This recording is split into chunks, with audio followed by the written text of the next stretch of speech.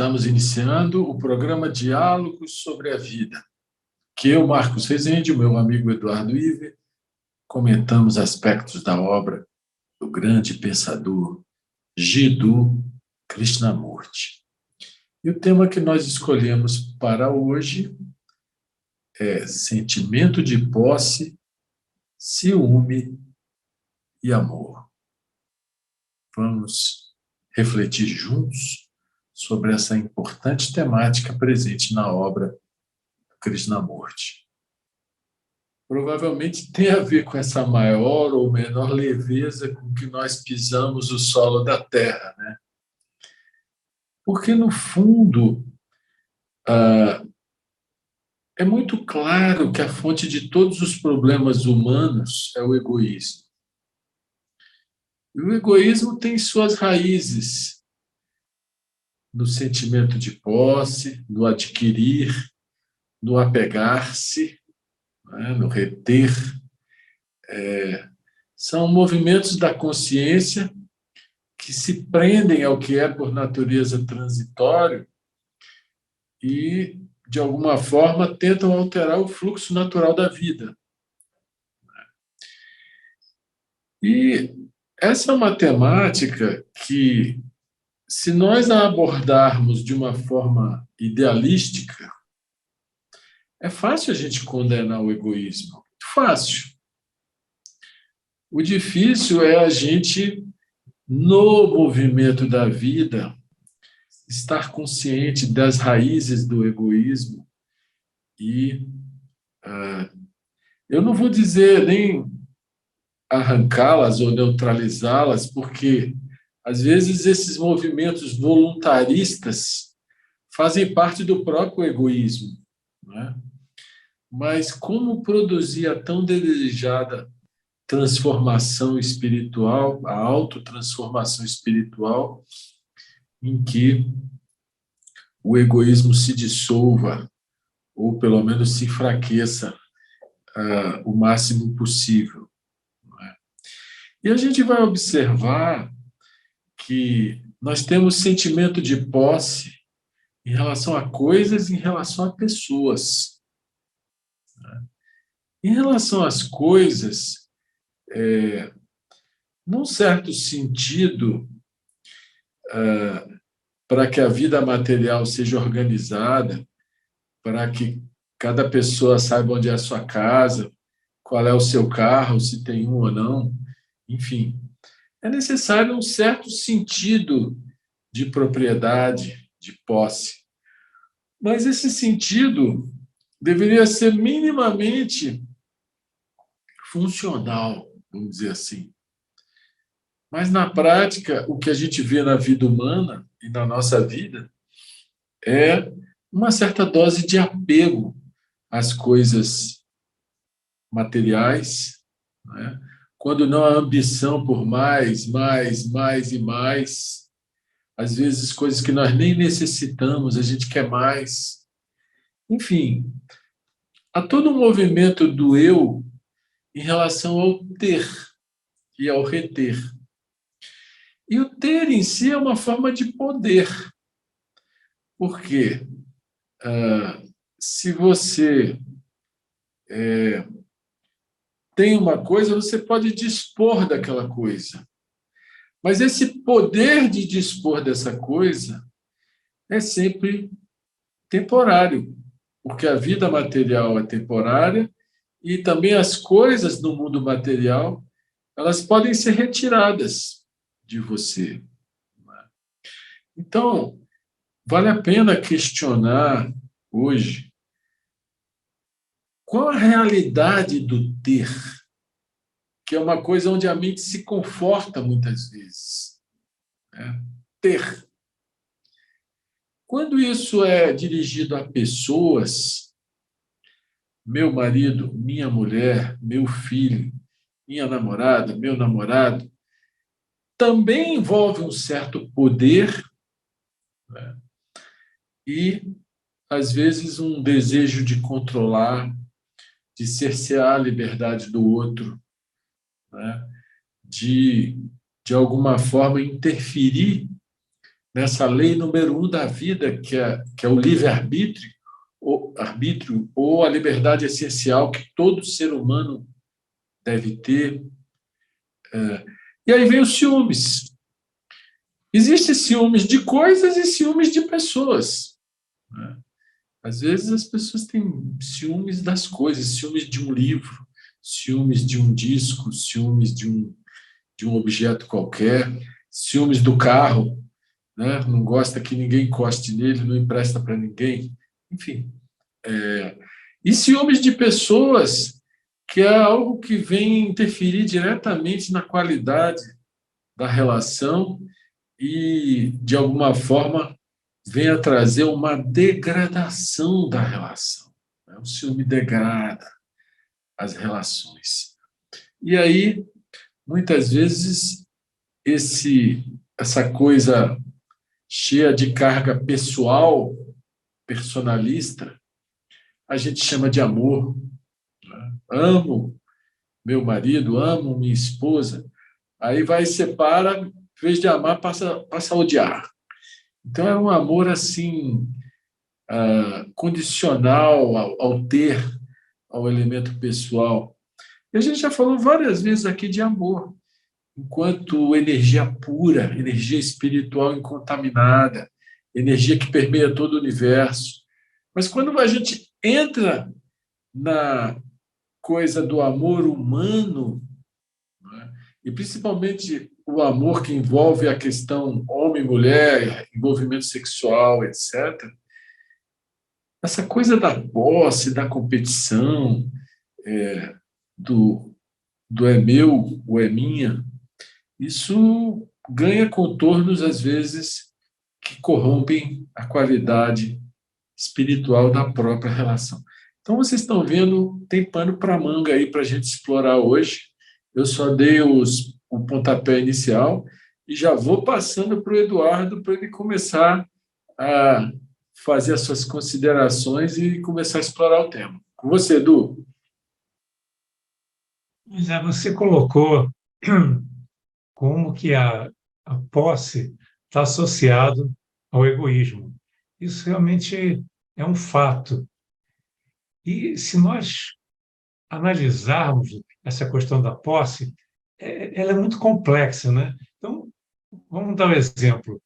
A posse de um terreno, né? Com que direito você pode se dizer dono de um terreno? Por exemplo, o Brasil, vamos dizer, os terrenos aqui no Brasil. Antes dos portugueses e os europeus chegarem, só tinha índio aqui. Então, se a gente for considerar que os habitantes que estavam antes são os donos, os índios deviam ser donos do nosso país, né? Mas, no entanto, eles nunca se consideraram donos, nem até hoje eles se consideram como donos da terra, porque eles têm um relacionamento da terra afetivo, né? Para eles a terra é mãe. A terra é que os acolhe, que os alimenta, que permite que eles continuem a viver, que provê abrigo e tudo mais.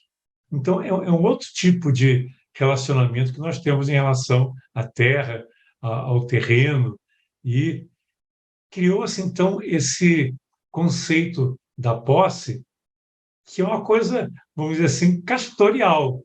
Algum esperto chegou, em algum momento, fez uma cerca no, né, no local que ele estava, diz, agora isso aqui é meu, ninguém tasca mais.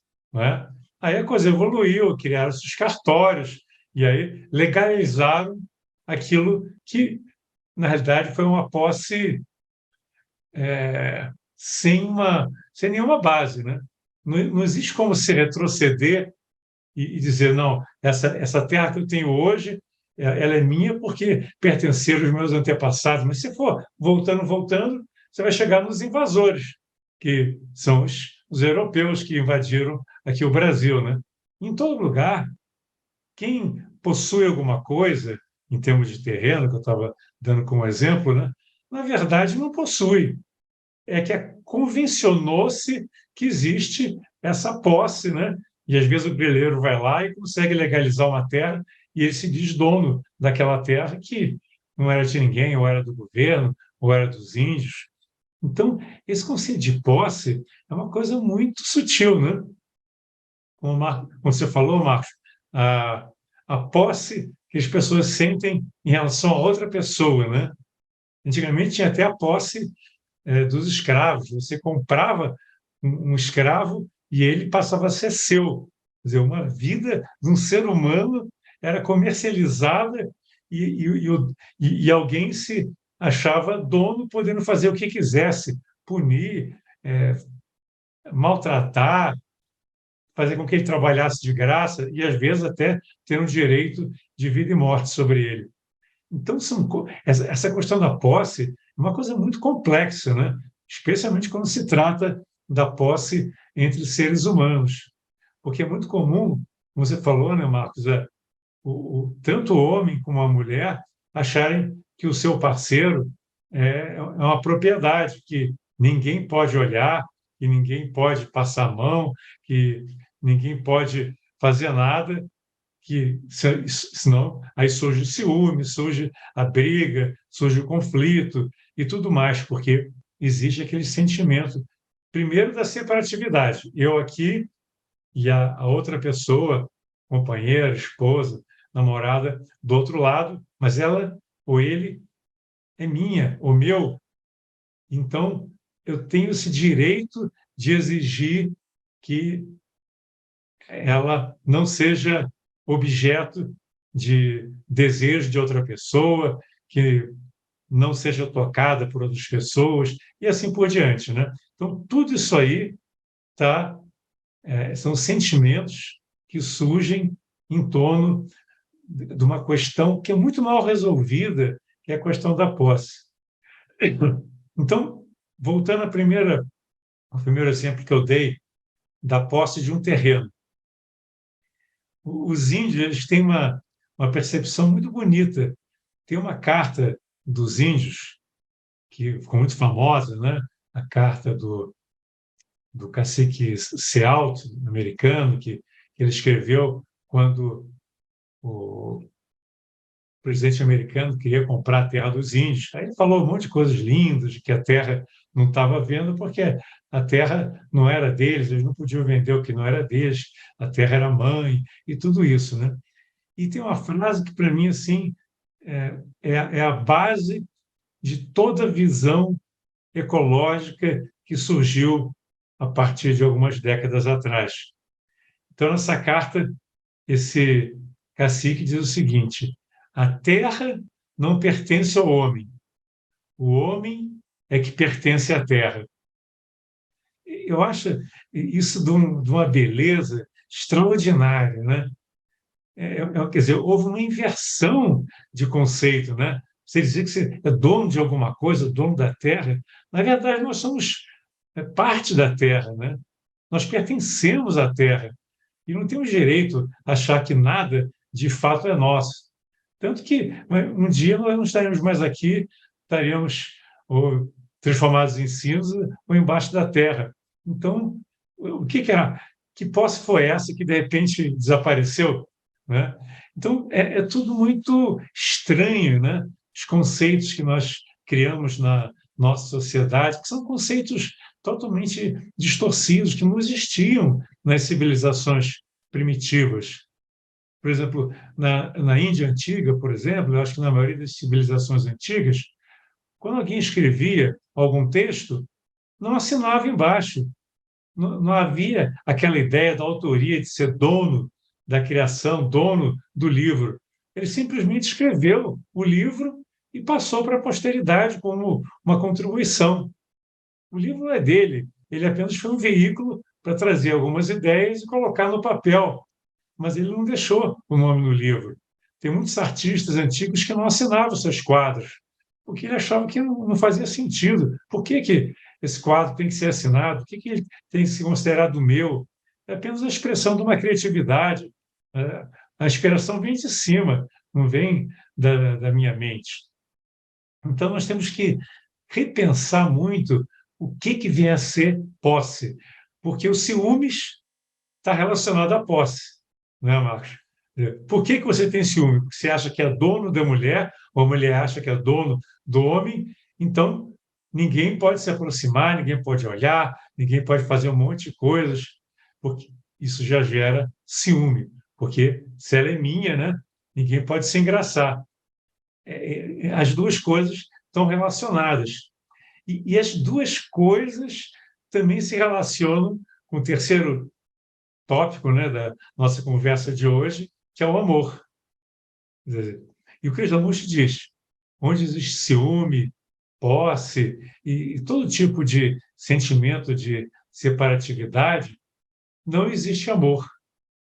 Porque quando existe amor verdadeiro, autêntico, aquela coisa simples, natural, em que você quer o bem do outro, você está se abrindo para o outro, não pode haver sentimento de separatividade, de posse, de ciúme, de todo tipo de sentimento negativo. Então, essa é uma investigação que o Krishnamurti recomendava muito que nós fizéssemos, né? Descobrir o que não é amor, para então, um dia, nós podermos entender o que é o amor verdadeiro. Tudo bem, Edu. Você já foi lá em cima, né? Você já tocou no ponto principal de uma forma bela e brilhante. Então, a gente está vendo que o sentimento de posse é uma forma de poder, né? Você tem um poder sobre o seu carro, você tem o poder de usar a chave, abrir, sair, ir aonde você quiser, voltar. Só que uma hora você sai lá fora e o seu carro não está mais, sumiu, foi para o desmanche. O poder já era, né? Quer dizer, é um poder material. Tudo que é material é temporário, porque a vida material é temporária. Ontem eu estava em São Paulo, vi uma cena triste. A gente tem o poder sobre o nosso celular, não é? A gente tem o poder. E lá está acontecendo muito dos caras virem de bicicleta e tomar o celular da mão das pessoas e sair voado na bicicleta, né? Aí eu estava no trânsito, vários carros assim, aí eu vejo uma bicicleta vindo no meio dos carros, na contramão, cortando os carros em sentido contrário, uma loucura, um perigo tremendo, e um cara correndo a pé atrás da bicicleta. Ou seja, ele tinha um celular, né? Tinha um poder sobre o celular, que depois ele não vai ver nunca mais, ele vai ter que comprar outro, provavelmente. Então, todo poder material ele é necessariamente transitório. É lógico que para que exista a organização social, é preciso que haja um sentido de propriedade, de posse, desde que se tenha consciência da transitoriedade de tudo isso. Por quê? Porque nesse sentimento de posse, de propriedade, é que as pessoas se dividem, brigam, disputam. Todo o ego humano entra nessa seara e, de alguma maneira, corrompe qualquer coisa mais elevada, né? Então, assim, a gente tem que trabalhar o desapego, que, na verdade, a maneira de trabalhar não é forçar o desapego, porque isso, segundo o Krishnamurti, só reforça o apego. Trabalhar o desapego é estar consciente do apego, sempre estar consciente do apego. Se você está consciente, ele perde a sua força inconsciente. Quando você vai para o ciúme, é algo parecido, porque você tem um poder sobre a sua mulher, sobre a sua namorada, de estar com ela, ou de ter uma intimidade com ela. Papapá. Chega uma hora, ela diz assim, não, eu não quero mais, esse poder cessou. Ela nem te atende mais, por exemplo. Cortou a ligação, por exemplo. Cadê o poder? Então, é uma ilusão essa ideia do ter, né? Você achar que tem alguém. E as pessoas buscam segurança nisso. É uma falsa segurança. E esse sentido do ter, que é um movimento bem do ego mesmo, como você falou, ele é incompatível com essa energia pura, essa energia leve, essa energia benéfica, essa energia de querer bem, essa energia libertadora que é o amor, né? E é interessante, outro dia eu estava vendo na televisão, estava passando um pedaço da novela, e aí o personagem falou assim: o amor é como um pássaro livre. Se você põe ele na gaiola, ele morre. Olha que legal, né? Interessante isso, né? Porque o amor, enquanto energia pura, ele tem que ser livre. Agora, essa liberdade, é lógico que ela não é, entre aspas, libertinagem, né? Por exemplo, para mim está muito claro que a monogamia faz parte das leis espirituais. Então, a pessoa pode exercer a liberdade sem necessariamente ah, ser levada a exageros enquanto à pureza sexual, enquanto ao contato físico, vamos dizer assim, né? Mas, de qualquer maneira, se houver o cerceamento da liberdade, o amor se sufoca, se asfixia e muitas vezes desaparece, né? Então você vê pessoas que têm relações lindas, lindas, que no início é flores, né? Aquela imaginação linda, tudo é cor-de-rosa, né? E depois vem esse sentido do ter, do reter, do meu, e vai abafando, vai degradando, e quando você vê aquela energia benéfica sucumbiu à energia egocêntrica, egoísta do ego psicológico, né? Nós vamos a um pequeno intervalo e já voltamos. Fiquem com a gente.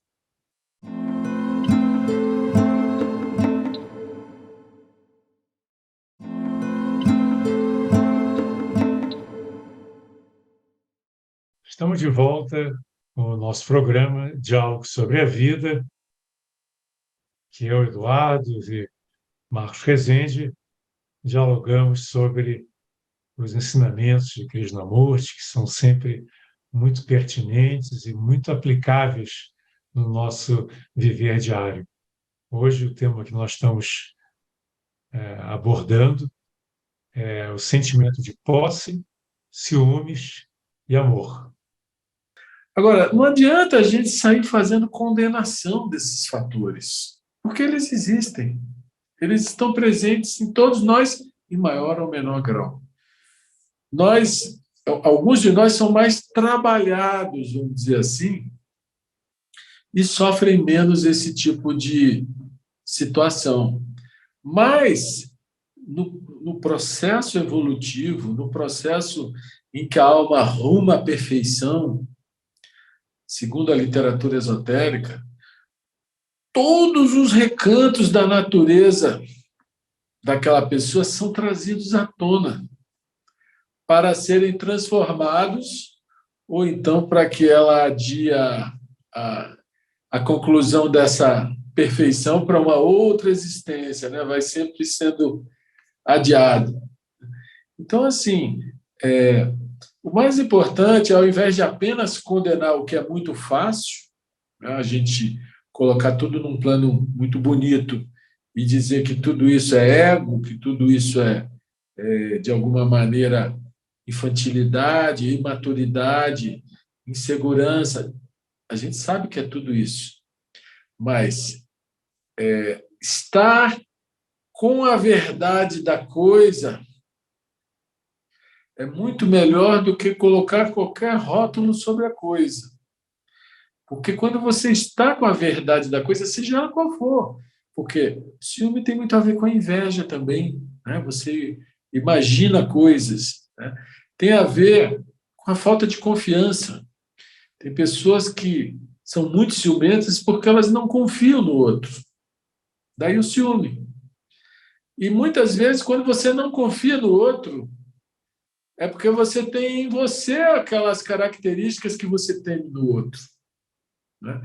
Então, são pontos para serem trabalhados, né? O apego, o ciúme e a inveja, que todos eles são contra o amor. Todos eles, de alguma forma, vão fazer com que a energia pura do amor se degrade e se perca. Então, como eu falei, ao invés de condenarmos simplesmente, porque isso é fácil, né? Permitir que venha à tona, seja lá o que for, seja a inveja, seja o ciúme, seja o apego, né? Permitir que venha à tona o próprio sentimento de posse, ser verdadeiro consigo mesmo, não condenar nem alimentar. Isso pode ser libertador.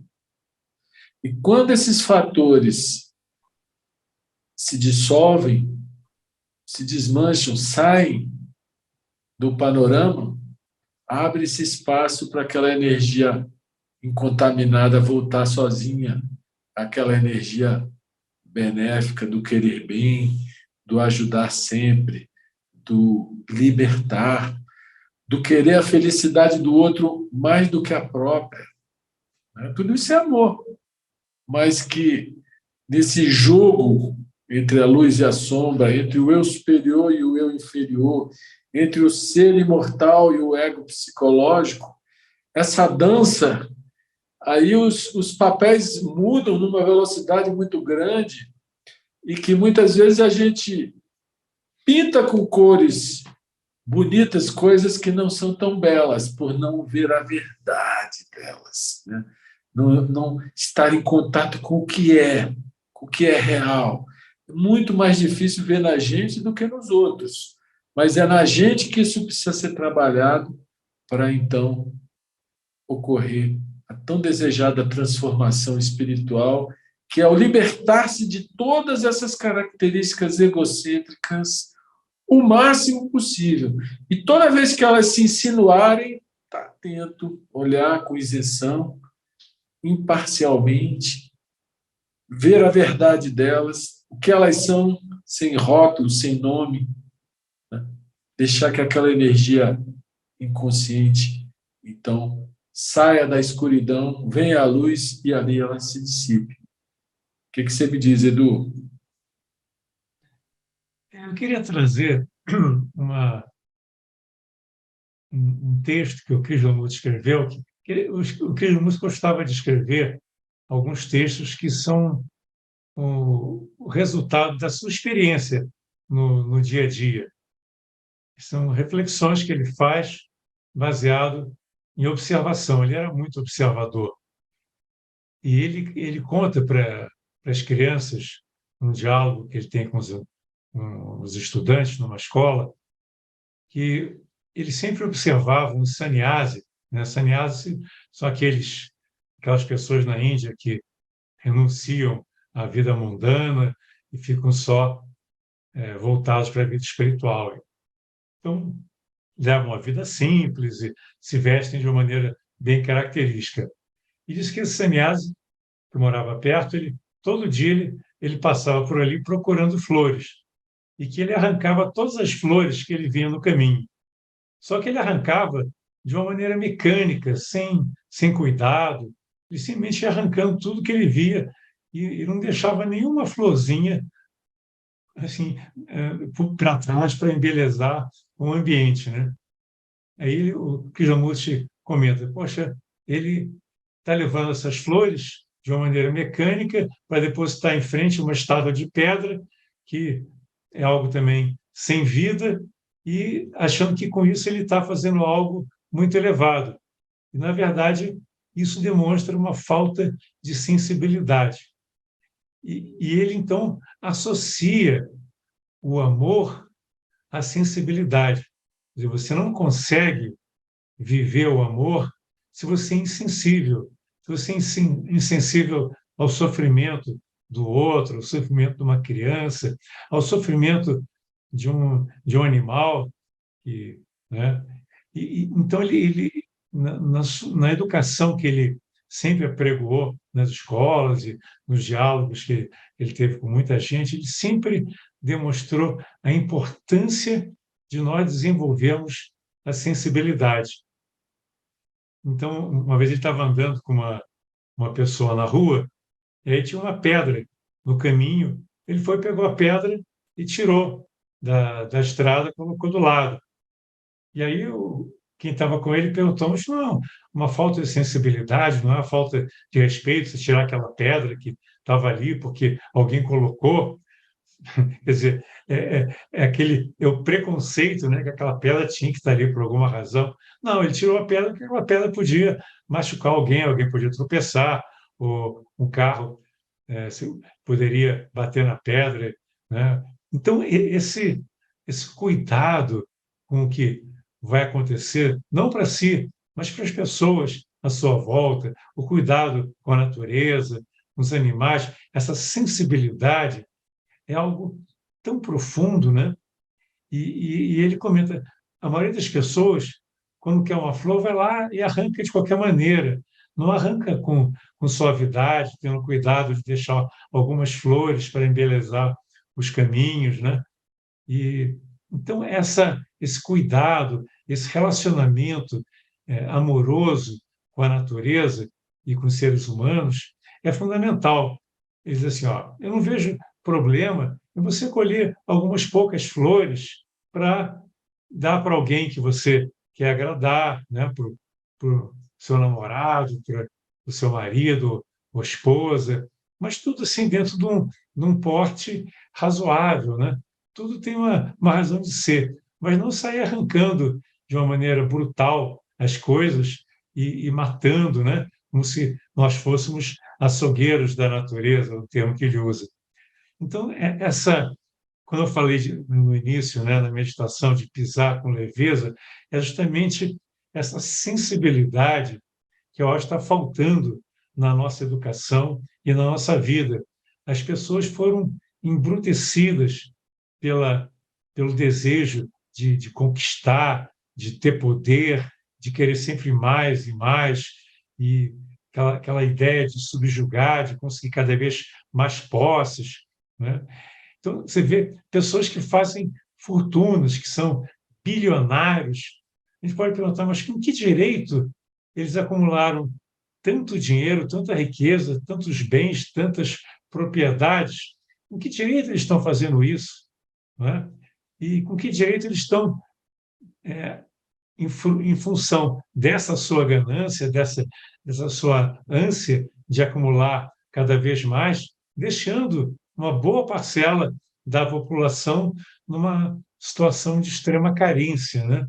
Uma, um fosso, um hiato social gigantesco, uma acumulação de riqueza cada vez maior. Então, nós precisamos muito desenvolver essa sensibilidade e tem tudo a ver com uma postura amorosa. E, através do amor, nós vemos que o outro é uma extensão de nós próprios, não há separação entre eu e a natureza, entre eu e os animais, entre eu e as outras pessoas.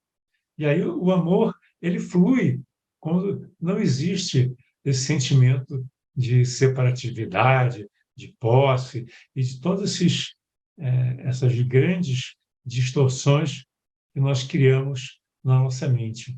Então, é muito importante nós observarmos e verificarmos quando nós não estamos agindo amorosamente, com sensibilidade, quando nós nos deixamos embrutecer pela sociedade, pelas questões que vão surgindo, pelas insatisfações que a vida às vezes nos trazem. Então, é algo que a gente tem que ter muito cuidado, não deixar que a vida nos torne seres competitivos, brutais, guerreiros, querendo o bem só para nós, ou para o nosso grupo, para a nossa família, para a nossa nação, em detrimento dos outros. Então, esse mundo de amor, um mundo de compaixão, né? Onde paixão é a paixão por todos os seres, né? Você ter paixão para com todos, né? Esse novo mundo, ele é possível, esse mundo de amor, de cooperação, e depende só de nós. Isso que é muito bonito, né, Marcos? Esse mundo é possível, não é uma utopia, é algo que às vezes as pessoas acham que utopia é algo impossível. né? Mas utopia é algo que é belo, é algo que faz parte do nosso sonho, daquilo que nós imaginamos que seria o ideal para todos nós. E nós podemos trabalhar as utopias ao mesmo tempo, sendo realistas e utópicos ao mesmo tempo, no sentido de fazer o que está ao nosso alcance, mas está sempre aberto para nós levarmos o melhor que nós temos para realizar esses grandes sonhos que são fundamentais na nossa vida. Não é, Marcos? Você tocou num ponto bem sensível, porque se for uma coisa idealizada, ela pode ser só uma projeção mental, ainda que muito bela, mas não ser a verdade, né? Ainda que o sonho, a utopia ou o impossível, como o Krishnamurti chega a mencionar, né, seja algo que, através de uma revolução interior, possa ser tangível, se for uma coisa meramente idealizada, ela vai esconder tantas outras que são contrárias, mas que vão estar presentes inconscientemente, né? Então, eu vejo que é muito importante a tal consciência do eu. E toda vez que a gente fala em meu, a palavra meu contém a palavra eu. No fundo, nós não somos donos de nada. Nós somos administradores. A vida nos deu poder em relação a coisas, poder em relação a situações, poder em relação a pessoas. E exercer esse poder com sabedoria é saber partir o pão, não é? É saber não acumular excessivamente, é saber, de alguma maneira, compartilhar, não só compartilhar coisas físicas, mas compartilhar a vida, compartilhar saberes, né? Compartilhar descobertas, como a gente tenta fazer aqui. Enfim, nada é da gente. Nós somos apenas administradores. E quando a gente vai para o campo das relações, o ter é absolutamente corrosivo. Não quer dizer que deve ser aquela coisa promíscua, vamos dizer assim. Eu até me lembrei de uma música do Raul Seixas, que ele fala assim: amor só dura em liberdade, o ciúme é só vaidade, sofro, mas eu vou te libertar. O que é que eu quero? Se eu te privo do que eu mais venero, que é a beleza de deitar. Então você vê a situação do cara que compôs essa música, ele, provavelmente o Paulo Coelho, né? Uma situação de ciúmes, que a mulher está com outro, que ele está com ciúmes, e que ele diz: amor só dura em liberdade, o que é que eu quero se eu te privo? Vamos dizer assim. Mas, na verdade, como eu falei antes, do ponto de vista espiritual, um casal, por exemplo, não só um casal, qualquer relação, uma relação de amizade, uma relação profunda, uma relação de parentesco, até uma relação societária, ela, ela tem um vínculo interno, um vínculo espiritual, baseado na confiança, baseado na verdade. Na medida em que esse vínculo se quebra, por isso que eu digo que a monogamia faz parte da lei espiritual, né? Aí realmente você pode entrar num outro diapasão em que a liberdade é compreendida de uma forma equivocada, né? Então, eu vejo que a gente precisa realmente ter muita humildade para permitir o livre-arbítrio do outro em qualquer circunstância. Qualquer circunstância, né? Na medida em que a gente quer impor alguma coisa ao outro, que a gente quer constranger o outro a alguma coisa, na medida que a gente quer forçar o outro a alguma coisa, em qualquer circunstância, casal, amigo, parente, sócio, empregado, patrão. Tudo tem que ser numa dinâmica, como você falou, com sensibilidade e com respeito a essa liberdade do outro, né?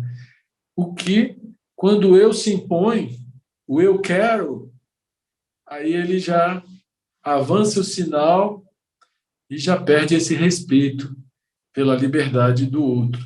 O que não significa que não possam existir relações duradouras, verdadeiras, de alguma maneira cuidadas propriamente, mas sem interferir na liberdade. Quando a gente vê no estudo das leis espirituais, da literatura esotérica, você vê que os próprios mestres de sabedoria dizem: nós nunca submetemos a nossa vontade a outrem. Nunca. Então, eles são líderes, eles comandam, mas eles só comandam aqueles que querem voluntariamente ser comandados, ou seja, a liberdade de atuar nunca é retirada, né? Então, você trazer isso para as relações pessoais, todas elas, você abre espaço para o amor. Porque o amor pode existir, aliás, ele existe até com mais liberdade, nas relações de amizade, por exemplo. Relações de amizade que são amor no sentido profundo, porque é um querer bem infinito, é um ajudar sempre, é aquela pessoa que você pode ficar meses, anos, mas ela vai estar sempre pronta numa hora que você, né?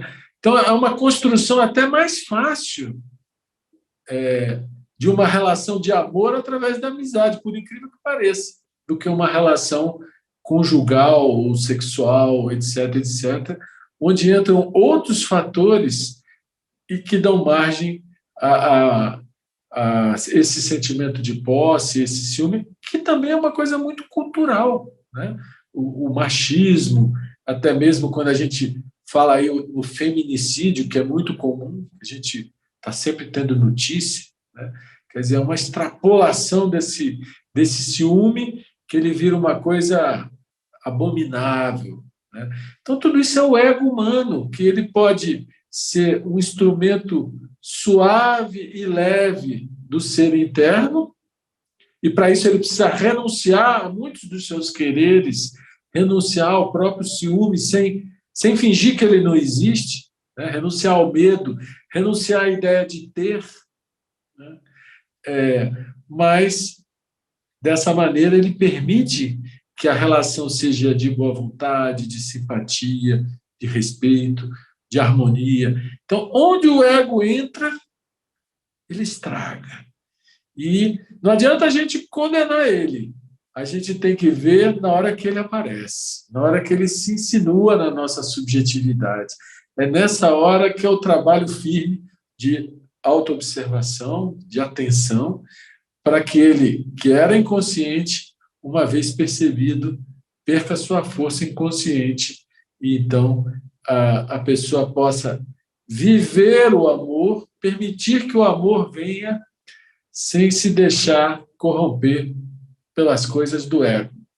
Então, nós chegamos ao final do nosso programa. Espero que todos tenham se inspirado, usufruído dessas reflexões tão importantes sobre a nossa vida e estão todos convidados a estarem conosco nas próximas semanas. Lembrando que a gravação desse e de outros programas encontra-se no YouTube, tanto no canal da Sociedade Teosófica no Brasil, como no canal Suprem da União Planetária. Até a próxima. Paz profunda.